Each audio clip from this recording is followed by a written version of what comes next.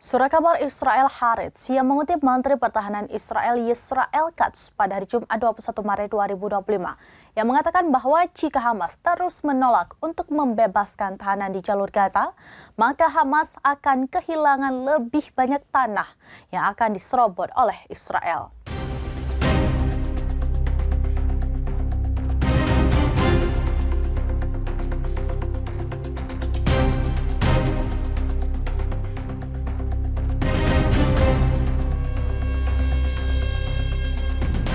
Katz mengatakan dia telah memerintahkan tentara untuk memperluas zona keamanan di jalur Gaza dan mengevakuasi penduduk dari daerah tersebut. Katz mengatakan bahwa militer Israel mengerahkan segala tekanan yang mungkin kepada Hamas untuk membebaskan sandera yang tersisa, termasuk mengevakuasi penduduk Gaza ke selatan dan melaksanakan rencana pemukiman kembali Presiden Amerika Serikat Donald Trump. Di darat, kendaraan tentara Israel menembus lingkungan Tel Al-Sultan yang terletak di Rafah Barat, Gaza Selatan. Stasiun radio Palestina Al-Aqsa melaporkan bahwa sekelompok kendaraan Israel lainnya telah maju ke daerah Al-Atatra di Bet Lahia, utara jalur Gaza, mencatat penembakan Israel yang sedang berlangsung dan tembakan gencar dari kendaraan Israel di berbagai bagian jalur Gaza.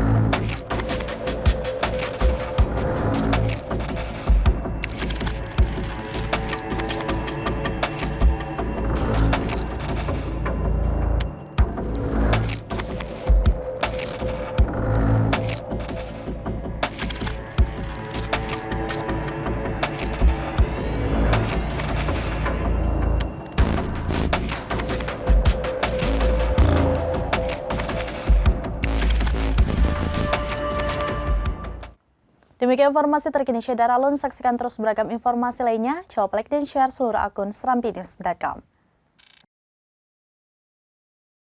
Download Tribun X sekarang.